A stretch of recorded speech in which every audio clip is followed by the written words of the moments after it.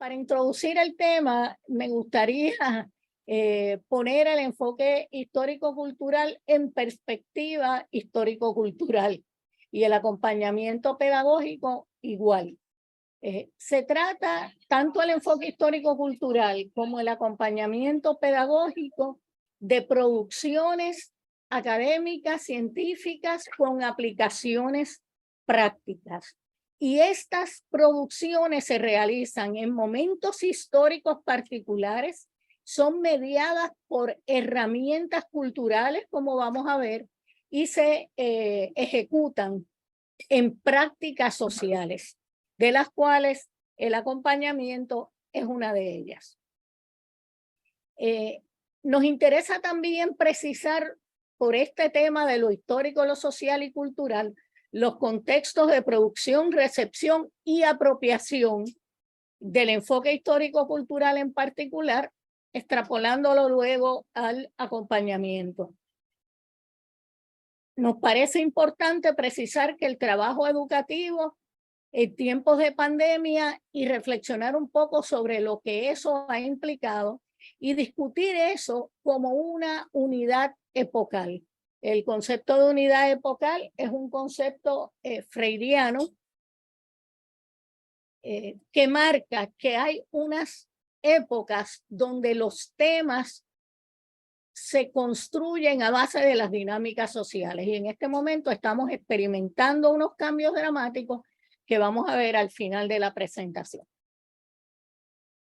El enfoque histórico-cultural, hemos escrito y investigado sobre este tema por muchos años. No podemos entrar en un detalle sobre su origen, pero es bien importante precisar que las tesis y los supuestos del enfoque histórico-cultural se originan en el trabajo de Lev Vygotsky. Ese trabajo comienza con más fuerza entre 1924 y 1934 por diferentes razones. El 34 es el año de la muerte de Vygotsky. El trabajo queda interrumpido, pero hay continuadores tanto entre sus contemporáneos y discípulos como posteriormente, gracias a lo segundo. Lo segundo es que tenemos que tener en mente que el enfoque histórico-cultural ha sido objeto, es producido en un momento histórico, en unas condiciones culturales y sociales particulares. Y es, de hecho, hay un periodo en que no se discute el enfoque. Ese periodo es el periodo en que el estalinismo rige en Rusia, de donde es originario Vygotsky, y ese trabajo no es divulgado. Ese trabajo empieza a ser retomado en la década de 1960, donde empiezan a publicarse las obras escogidas de Vygotsky en ruso, y donde unos cuantos años después empiezan a ser traducidas al inglés, al español y a otros idiomas. Así que hay que tener en cuenta, si hacemos una mirada histórico-cultural, que el tiempo en que las obras son recibidas y se aplican es distinto al tiempo en que fueron originadas. Y esto es, pero bien importante tenerlo en cuenta, porque en ese proceso de recepción hubo problemas en la traducción, problemas en la interpretación, sesgos ideológicos y temas epocales. ¿Qué quiero decir con esto? Que esta recepción, principalmente en Occidente, se da en el contexto de lo que se llama la revolución cognitiva.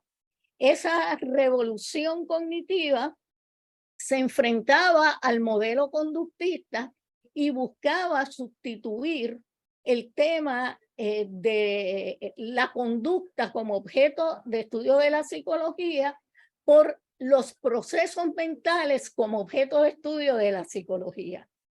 Pero ¿qué ocurre? Ocurre que en ese proceso de apropiación de las ideas de Vygotsky, estas ideas fueron reducidas a sus aspectos cognitivos. Y las aplicaciones educativas que se hicieron estaban fundamentalmente basadas en procesos de atención, de memoria, de razonamiento y de solución de problemas. Quedaron fuera de ese proceso de traducción e interpretación aspectos fundamentales en su obra que en los últimos 10 años han empezado a ser recuperados. Y esto nos ha llevado a unas nuevas tendencias en el enfoque histórico-cultural de las que tenemos que hacernos conscientes. Una es el tema de la afectividad, el sentido subjetivo y la identidad. Entonces, en resumen, y viendo estos cambios, ¿qué es el enfoque histórico-cultural? Es una propuesta filosófica sobre el desarrollo, sobre el origen y el desarrollo de las funciones llamadas psíquicas superiores. Ese fue el término con el que las denominó Vygotsky, pero realmente su énfasis era en el estudio de la conciencia. Así es que es una propuesta sobre aspectos epistemológicos que tienen que ver con el conocimiento y aspectos ontológicos que tienen que ver con el ser humano, integrados dentro de un modelo conceptual. ¿Cuál es el...? Que no me deja ver. Ok. Ok, así es una propuesta filosófica porque plantea que el ser humano responde a condiciones sociales, se gesta en condiciones sociales. De esa visión filosófica nace una teoría, y una teoría que lo que establece es lo que se conoce como la sociogénesis de las funciones psíquicas superiores o de la conciencia. Es decir, que los procesos mentales superiores o los procesos mentales complejos se originan socialmente. No pueden explicarse al margen de la sociedad y de la cultura. Cuando introduzco la llave, está medio recio. En que se desarrolla. Vamos a ver.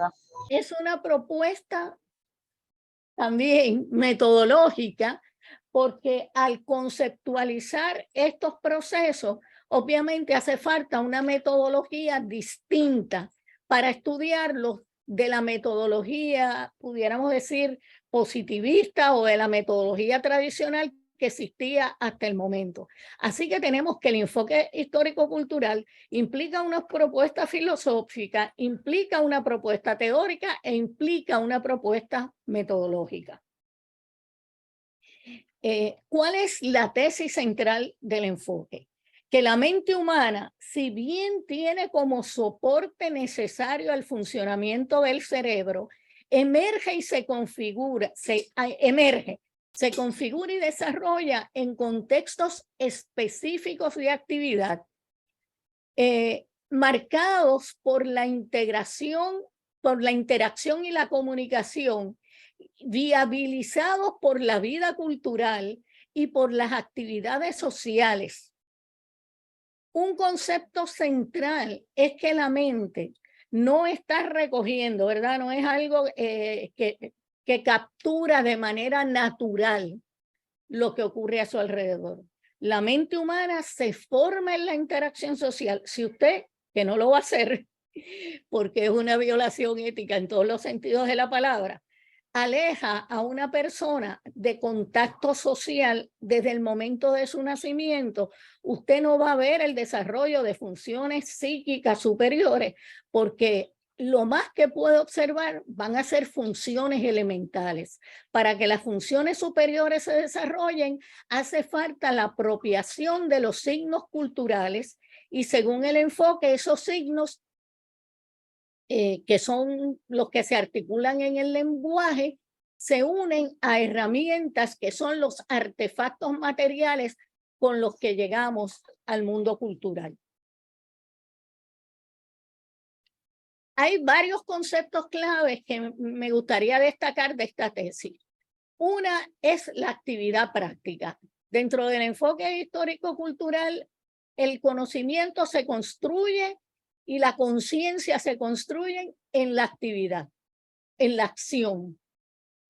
Esa acción la realiza un sujeto que está situado. ¿Qué quiere decir eso? Que la actividad no se da en el vacío. La actividad ocurre en un contexto particular y ese contexto es indispensable para entender y explicar la actividad. Ese sujeto en situación tiene dos particularidades. Una situación social del desarrollo y que implica todo lo que rodea el ambiente social y cultural en que existe, y la vivencia, que es la atribución de sentido subjetivo que se hace de esa experiencia de vida. Por eso es que dentro de este enfoque es tan importante el contexto y es tan importante entender que la actividad se da en ese contexto. Un tercer concepto clave, como diría mi compatriota Luis Moll, es que la mediación para Vygotsky es tan fundamental que la educación pasa a ser la quinta esencia de la mediación. La quinta esencia quiere decir el elemento más puro que puede representar algo. Y en este caso, la mediación que nosotros hacemos en nuestra actividad práctica como sujetos situados es instrumental porque utilizamos herramientas, es decir, en este momento la mayoría de nosotros utiliza herramientas digitales, pero esa no era la realidad, las mediaciones eran otras. Y hay una mediación que es semiótica, que tiene que ver con los signos, los símbolos y particularmente el lenguaje. Otro concepto importante es que esa mediación instrumental y semiótica que le da forma a la actividad práctica y es realizada por un sujeto en situación, implica que la educación es fundamental en el desarrollo humano. Aquí cuando hablamos del desarrollo humano, hablamos del desarrollo integral en todos los sentidos. Y cuando hablamos de la educación, hablamos tanto de la educación llamada informal, que es la que se tiene antes de ir a la escuela, como la que se tiene al llegar a la escuela. Aunque hay una diferencia notable, la que se tiene antes de ingresar en la institución escolar depende mayormente de lo que Vygotsky y la Escuela Histórico-Cultural llaman los conceptos espontáneos. Esos conceptos que se obtienen en el día a día sin que haya, digamos, una mediación formal. Pero los conceptos científicos se construyen solamente por vía de la educación formal. En la educación formal, usted aprende lo que es geografía, usted aprende lo que es matemática, usted aprende lo que es literatura y cada uno de esos nombres tiene divisiones, pero lo que muestra es un área, un espacio de conocimiento. Un concepto clave que refleja esta relación entre educación y desarrollo es la zona de desarrollo próximo, que probablemente, bueno, probablemente no, porque se ha sustentado así en la literatura, es el concepto más citado de Vygotsky y el menos entendido. ¿Por qué? Porque se ha reducido la zona de desarrollo próximo a la interacción entre un docente y un alumno o entre pares más capaces y un alumno, y sustrae a esa diada de la situación social de desarrollo, del contexto en que se genera su vivencia, de dónde emana la vivencia de esta persona. Así que una cosa que hemos estado haciendo recientemente, algunas de las personas que hemos trabajado este tema, es problematizar visión simplista que ha construido la educación de la zona de desarrollo próximo. Para dar un ejemplo, mucha gente utiliza a la zona de desarrollo próximo, ¿verdad? Sabemos lo que es un andamio, algo que se usa en la construcción mientras se va construyendo, avanzando un nivel sobre otro. Pero el concepto de andamiaje no es un concepto de Vygotsky, es un concepto que acuñó Jerome Brunner para representar esta idea. Pero de nuevo, la idea se reduce a una diada y sustrae de la complejidad social al sujeto.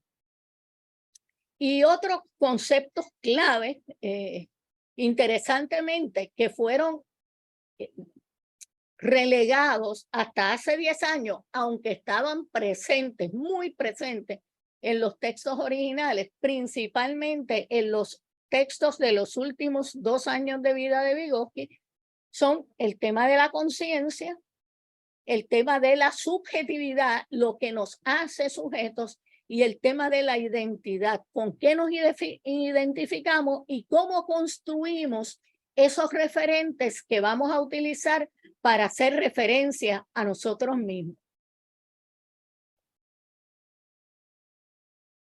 ¿Qué principios se expresan en este enfoque? Y esto es bien importante también. El primer principio es que Vygotsky rompe o buscó romper con una tendencia de entonces y de ahora a dividir las cosas complejas en elementos. Él decía en su trabajo, en uno de sus trabajos finales, si él usaba la metáfora el agua. El agua pues está compuesta por hidrógeno y por oxígeno, H2O. Pero por separado, ni el hidrógeno ni el oxígeno son agua. Así es que para combatir esa idea de la fragmentación y el reduccionismo, Vygotsky acuña la idea de unidad de análisis.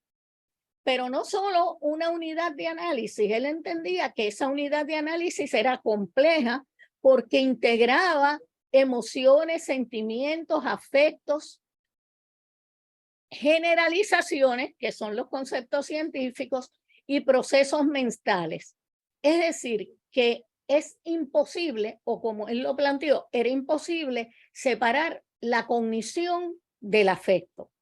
Esa separación fue combatida, de hecho, en el capítulo final de Pensamiento y Lenguaje, el texto póstumo de Vygotsky, hay una parte donde dice que el pensamiento no se piensa a sí mismo y que no podemos entender el pensamiento si lo separamos de nuestras necesidades, de nuestros deseos, de nuestros motivos,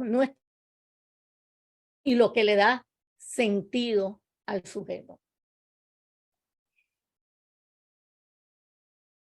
La afectividad y la cognición entonces van a tener un efecto sobre la actividad y la actividad sobre ellos. Se configuran en actividades que están, y esto es bien importante, es clave, o si usted no puede hacer un análisis del comportamiento humano en abstracto, usted tiene que situar ese comportamiento en las coordenadas históricas en que está ocurriendo, en los contextos específicos donde está ocurriendo.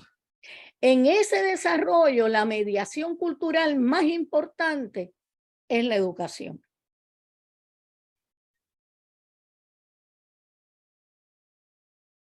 En la educación se aprenden formas de comunicación, se aprenden nombres, se aprenden conceptos, se aprenden relaciones.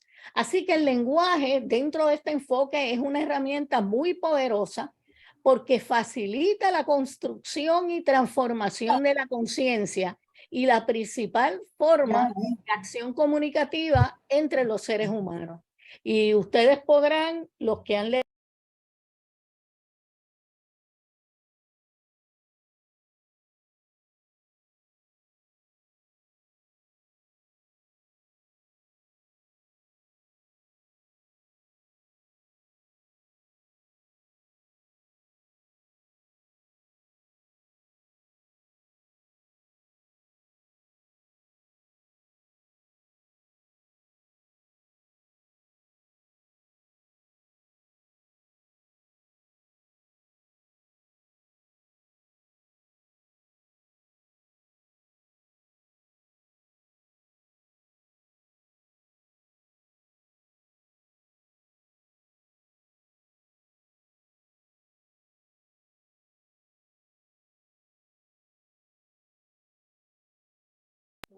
Qué raro.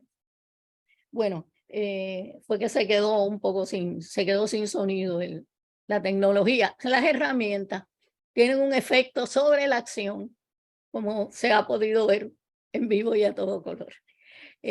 Pero es importante subrayar porque muchas veces se hace el énfasis en el lenguaje y ciertamente Vygotsky hizo énfasis en el lenguaje, pero también dijo que había otras mediaciones, que había otras herramientas que no eran el lenguaje y que también tenían un efecto importante, un impacto importante como herramientas en la construcción del intelecto.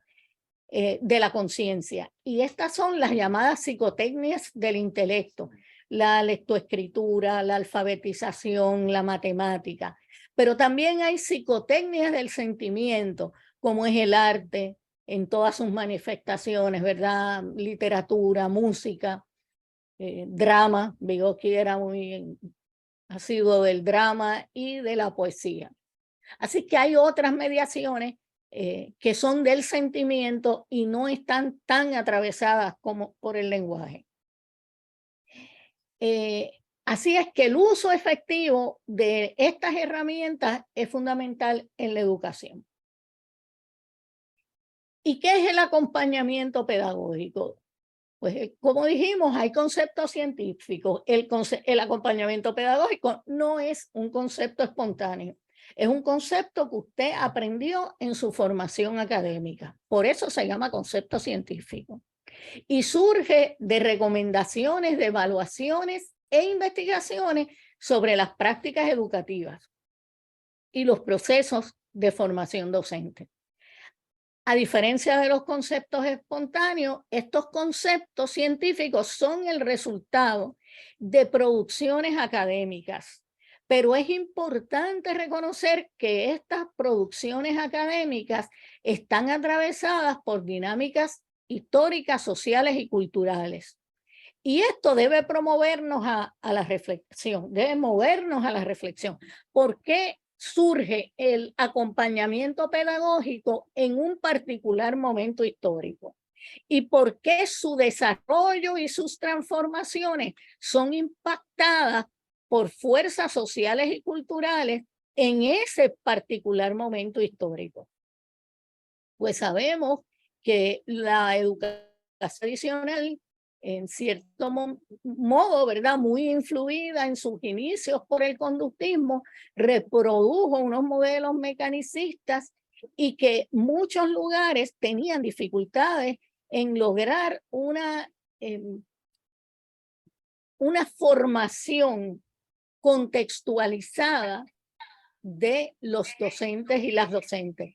Y ahí en esa reflexión y en esos datos y transformaciones históricas surge el acompañamiento pedagógico como una manera cultural en el siglo XXI de apoyar la formación continua de los docentes y las docentes en sus contextos de actividad. ¿Qué es el acompañamiento? Es una modalidad de formación permanente. Esto hay que subrayarlo, permanente. O sea, esto no es un episodio que usted va a realizar en una acción. Y está basado en investigación, en literatura académica y en experiencias documentadas. En palabras de Besut, es una respuesta contestataria a los dispositivos de formación masiva, homogéneos, de corta duración, sin seguimiento o apoyos posteriores que permitan sostener las transformaciones. Yo creo que esto es bien importante para la reflexión con respecto a lo que es el acompañamiento pedagógico. El acompañamiento pedagógico no es una acción, es una modalidad de formación permanente que necesita seguimiento. Como modalidad de formación, es un proceso de enseñanza, eso es lo que quiere decir formación, y de ayuda recíproca entre dos o más personas que actúa por demanda y se inserta en una red de relaciones colaborativas horizontales, retroactivas y recursivas, determinadas por un componente de calidad. Una interacción generosa entre personas diferentes con un desarrollo desigual, pero unidas por la misma intención. ¿Cuál es la intención de esta actividad? La mejora de la calidad de la educación, con el fin de producir un ser humano integrado, capaz de pensar y actuar tanto individual como colaborativamente. Así que hay que pensar el acompañamiento en ese sentido como un proceso, de nuevo, no es un momento de enseñanza, pero también de colaboración, que actúa, y esto hay que subrayarlo, por demanda. Es decir, no es lo que usted quiera como acompañante imponer, es cuál es la necesidad de la persona que usted busca acompañar. ¿Qué necesita esa persona? Pero esa decisión no es una decisión que usted puede hacer en el vacío. Para usted hacer esa decisión, tiene de nuevo que utilizar el lenguaje, el diálogo, la reflexión y pensar en relaciones de colaboración que van a repetirse de nuevo porque de lo que se trata es de un proceso continuo. ¿Qué implica enfocar el acompañamiento pedagógico en clave histórico-cultural o desde la perspectiva histórico-cultural? Primero, implica considerar la práctica educativa en los contextos en que ocurre. Una escuela no es igual que otra escuela, no hay dos escuelas iguales, no hay dos comunidades iguales. ¿Cuáles son los elementos? ¿Cuáles son las dinámicas?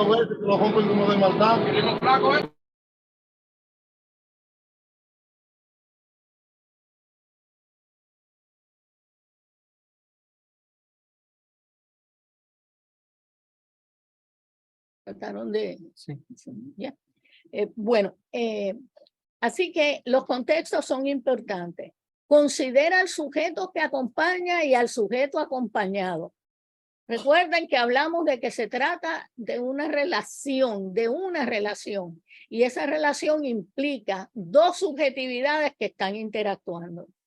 Debe considerar entonces la personalidad y las experiencias de formación profesional.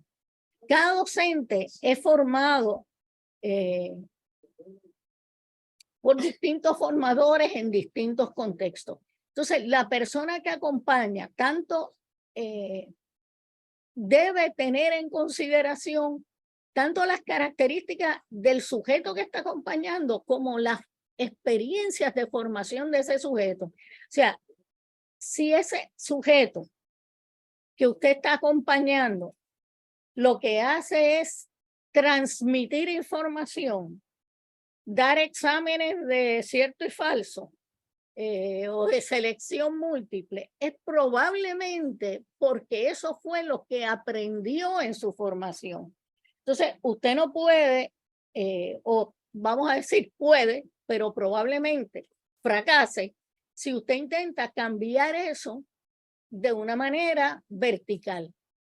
Usted tiene que tratar de entender primero, de comprender primero cuál es esa formación y cómo esa formación está afectando la actividad del sujeto para entonces poder pensar, reflexionar las actividades que podrían cambiar esa situación. Así que las actividades, los recursos y los medios utilizados en el proceso y dominio metodológico son importantes. ¿Cuáles actividades? Observación sistemática. O sea, no es observación en un momento. Si usted va a decir que este docente tiene esta o esta dificultad, usted tiene que haber observado eso más de una vez. O sea, un incidente o una observación no es suficiente para usted llegar a conclusiones. Tiene que haber una observación sistemática donde el hecho usted lo vea repetirse. Tiene que haber una documentación de la práctica, tanto de parte de quien observa como de quien es observado.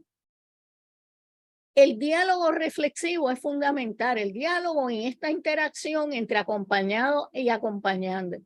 Es decir, no se trata de un regaño, no se trata de una orden, se trata de un diálogo reflexivo. La indagación dialógica facilita ese diálogo. ¿Qué es la indagación dialógica? La indagación dialógica es una estrategia mediante la cual usted va preguntando sobre las respuestas del otro. Usted va tratando de profundizar, usted está tratando de entender cuál es el sentido que hay tras lo que está expresando la persona. Se caracteriza también por un elemento crítico y esa criticidad no es solo hacia el acompañado, debe ser autocrítica también y una sensibilidad necesaria para poder tener empatía. Por supuesto, en casi todos estos procesos, el rol del lenguaje es fundamental. Una concepción dinámica de la evaluación del desempeño y su uso en la formación. Portafolio que documenten cómo se da el cambio, cómo se observan fortalezas y debilidades, el análisis de las dificultades y la gestación de alternativas para superar esas dificultades. Es decir, esta criticidad o esta actitud crítica no se trata simplemente de criticar o evaluar para castigar. Lo que se trata es de que esto que hemos observado sistemáticamente y que hemos documentado, podamos discutirlo de una manera que sea constructiva para la transformación de la práctica. Que implica también entender que los contextos y ambientes de trabajo están metidos dentro de las situaciones de las comunidades. Y en esto estamos, me parece que debemos ser conscientes que hay unas comunidades con muchos más recursos que otras para poder manejar situaciones de aprendizaje. La reflexividad sobre las dinámicas macro y microsociales que impactan el quehacer diario. Es decir, los docentes estamos insertos en un mundo social y ese mundo tiene tensiones y esas tensiones afectan tanto al acompañante como al acompañado y hay que tomar conciencia de eso. Es importante como estrategia también si aplicamos el enfoque, la creación de comunidades de aprendizaje y de práctica para un trabajo autosostenible. Como dijimos, se trata de un proceso permanente y para que ese proceso pueda darse de manera continua es necesario trabajar colaborativamente, no aisladamente, en comunidades para aprender y comunidades para discutir la práctica pedagógica. En ese sentido, la agencia, el convencernos de que somos agentes, de que somos capaces de cambio, de innovación, de transformación y de creatividad, es algo que también está contenido en el enfoque histórico-cultural y aplica al acompañamiento pedagógico. ¿Qué no debe ser el acompañamiento pedagógico? Ya dijimos lo que es. Bueno, ¿qué pensamos que no debe ser?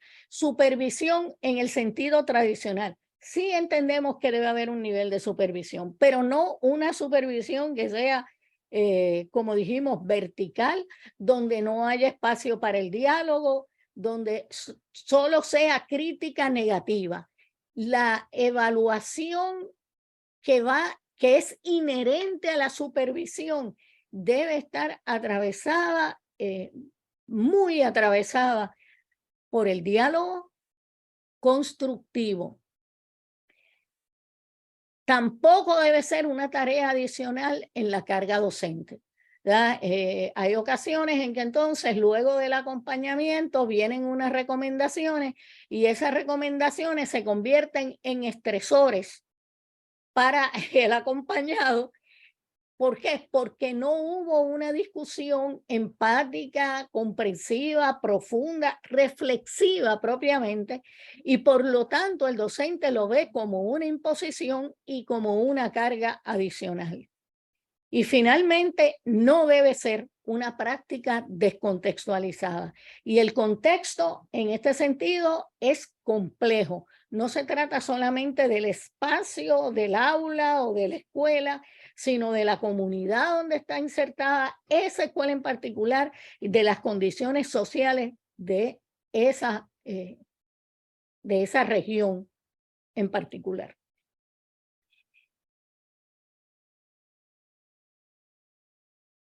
Entonces, pensando el enfoque, pensando el acompañamiento pedagógico desde el enfoque histórico-cultural, queremos compartir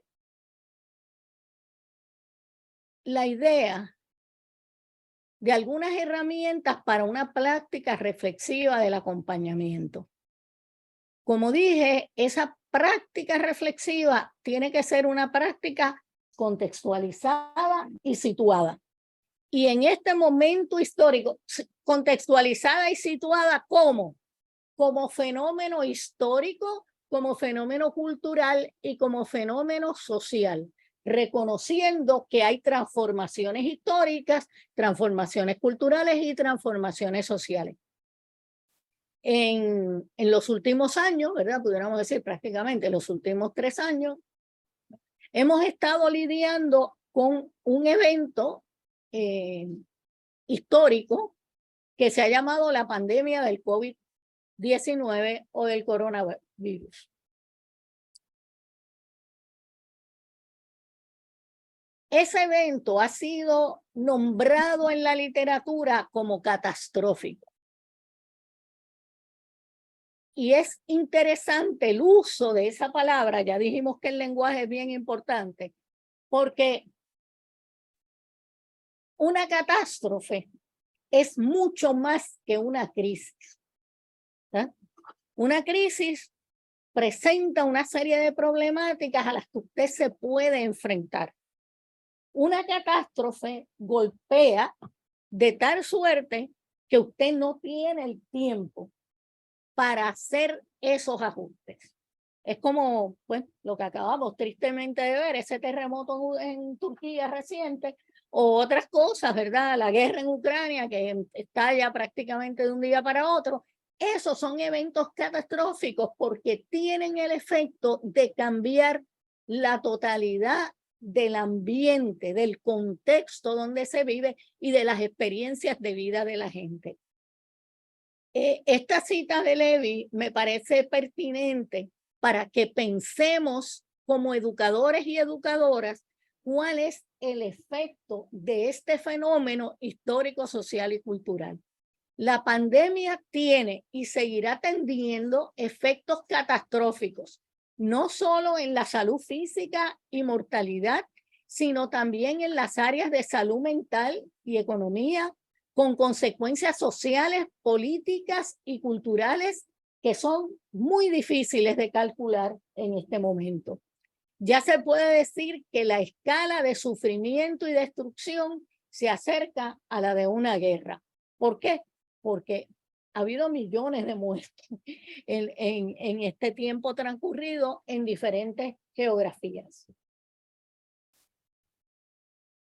En este marco surgen muchas preguntas. ¿Cómo imaginar el mundo que sigue en adelante? Es una pregunta válida porque sabemos que todo ha cambiado la forma de relacionarnos, ha cambiado la forma de trabajar, ha cambiado las formas de interacción entre la gente. ¿Qué herencias, marcas y daños quedarán de este tiempo inclemente que nos ha tocado vivir?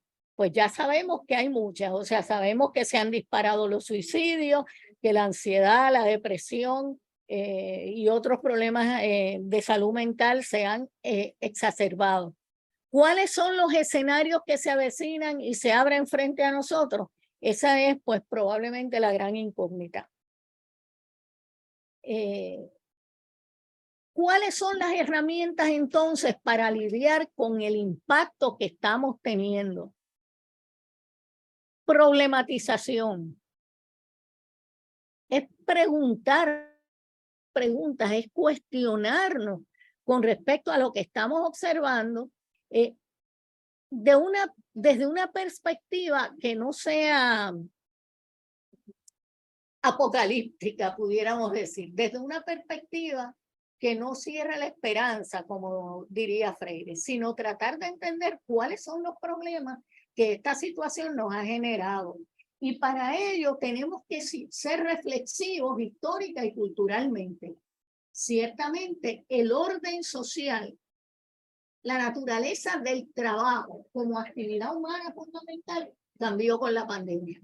Y la educación cambió con la pandemia. Y tenemos que entender que ese cambio no tiene reversa. O sea, esta situación catastrófica nos ha puesto en situación donde nosotros tenemos que dialogar, indagar y buscar sentido y significado en el acompañamiento, fortalecer los vínculos afectivos, porque algo sí se ha demostrado es que verdaderamente esos vínculos son los que han sido, los que han sostenido la salud mental en muchos casos y la salud física también, la empatía, la colaboración y la solidaridad.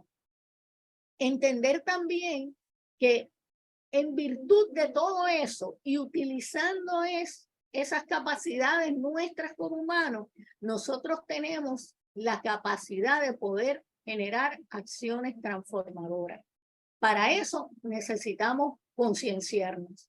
Así que esas son estrategias, herramientas, son estrategias y son herramientas que pueden ayudarnos a lidiar no solo con el impacto de la pandemia. Estoy utilizando el impacto de la pandemia como un ejemplo porque realmente en nuestra situación histórica, social y cultural es la catástrofe que está marcando la actividad social a nivel mundial. En nuestro espacio de actuación inmediato, la educación, aparecen algunos interrogantes específicos que sería bueno que cada uno de ustedes en sus equipos, en sus grupos de reflexión, pudieran analizar. ¿Qué productividad, qué aprendizaje, qué legado arroja la experiencia de un modo remoto a la que se veían o a las que se han visto obligadas las escuelas y las familias para darle continuidad a la tarea de educar? Creo que una de las cosas que ocurrió con la pandemia, y de esto también se ha escrito bastante, es que hizo visibles, muy visibles, marcadamente visibles, las desigualdades sociales, ¿verdad? Porque todos nos teníamos que mover a un medio digital que unos dominaban y otros no, que unos tenían acceso a las tecnologías y otros no. Y puso presiones, y todavía las está poniendo, sobre quienes tenían los recursos, quienes tenían la información y quienes no. Y eso es riesgoso socialmente porque puede convertirse todavía en algo mayor que lo que se llamó el divisor digital. Porque el divisor digital, en cierto sentido, pensaba que si tú alcanzabas el nivel digital, pues ya tú te ibas a mover, ¿verdad? Iba a haber una cierta movilidad. Pero aquí el abismo que se ha abierto es tan grande que habría que preguntarse si eso es posible y si no es posible, cómo manejar la situación. Cómo pensar la educación, las nuevas relaciones y los vínculos con lo social que se están tejiendo en este contexto catastrófico. Y cómo tematizar y problematizar las escuelas, las realidades de las escuelas por venir. Porque ahora ya ha habido, está viendo, ¿verdad? El proceso de transición de regreso a la presencialidad y alguna gente no quiere o no puede manejar la presencialidad ya y otra gente necesita la presencialidad. Así que sobre esas temáticas y cómo se va a manejar la escuela ahí es importante.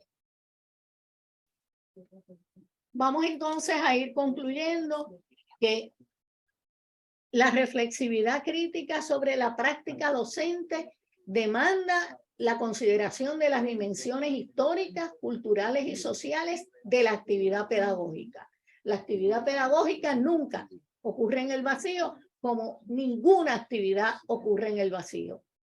Esta reflexividad es condición necesaria para la problematización y la concienciación.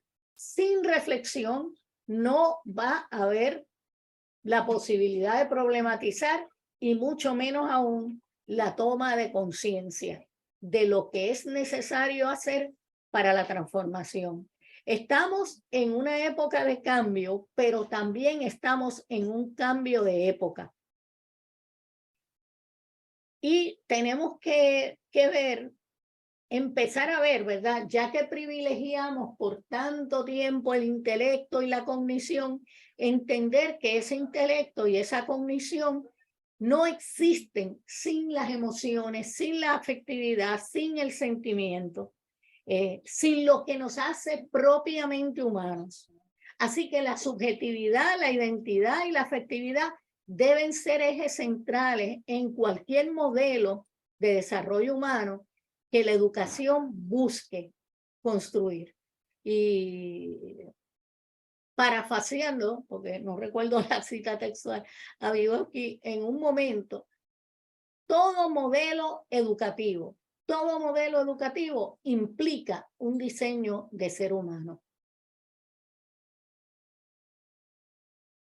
Finalmente, el cuerpo de evaluación e investigación crítico de los modelos de formación tradicionales dio paso al surgimiento del acompañamiento pedagógico y ha servido de sostén como práctica social en contextos educativos a nivel internacional.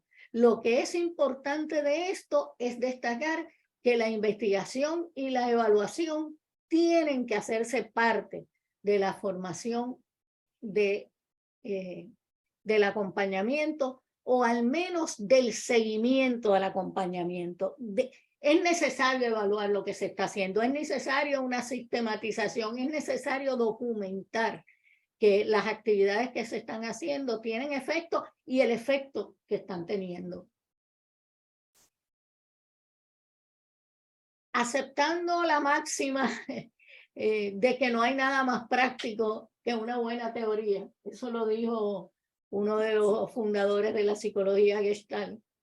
Hemos propuesto utilizar el enfoque histórico-cultural para enmarcar la práctica del acompañamiento pedagógico. Y hemos apoyado la formación de comunidades de aprendizaje y de práctica en esa dirección. ¿Qué quiere decir que no hay nada más práctico que una buena teoría? Es que aunque estemos o no estemos conscientes de ello, todas nuestras acciones parten de supuestos, creencias, valores. Si hay una articulación teórica, si hay una concepción que oriente la práctica, pero que al mismo tiempo se deje orientar por la práctica, porque esto no es una reacción, no es una relación lineal, no es teoría práctica, es teoría práctica, es una relación recursiva. La teoría informa o da unas pautas a la práctica, pero la práctica da aportes a la teoría para transformar las teorías, para eliminar teorías, para desarrollar y elaborar conceptos teóricos. La generalización del acompañamiento pedagógico como estrategia de formación permanente a nivel internacional debe someterse, ¿verdad? Ya lo dije, a procesos de evaluación que permitan entender su alcance y sus límites como modelos de formación continua. La evaluación y la investigación no deben ser consideradas como actividades accesorias, sino como actividades fundamentales en la creación o la construcción de una educación de calidad. Esta es una tarea docente, esta es una tarea pendiente muy importante en la formación de docentes. Los docentes generalmente se les adiestra en teoría pedagógica, en estrategias pedagógicas, pero la formación en investigación, que no estamos hablando de formar investigadores para trabajar en centros de investigación en la academia, pero entender lo que es investigar, entender lo que es plantearse un problema, pensar sobre ese problema y buscar formas de abordar ese problema, debería ser parte integral de la formación de los docentes. Mientras se realizan evaluaciones e investigaciones que están siempre como parte de los procesos, es importante, ¿verdad?, demostrar el compromiso que tenemos con mejorar la calidad y mantenernos. O sea, no vamos a esperar que se hagan las evaluaciones y las investigaciones y nos vamos a parar hasta que eso se haga. No es eso lo que estamos diciendo. Son procesos que se tienen que dar concurrentemente, pero desafortunadamente en la dinámica actual, la investigación y la evaluación han quedado rezagadas y por lo tanto a veces las tendencias pedagógicas pasan de una moda a otra sin que haya realmente una razón explicativa, un por qué pasó eso, para qué se hizo ese cambio y cómo se llegó a la conclusión de que ese cambio era necesario. Así que a cada uno le corresponde poner empeño en estas actividades. Quiero entonces darle las gracias, ahí están las referencias.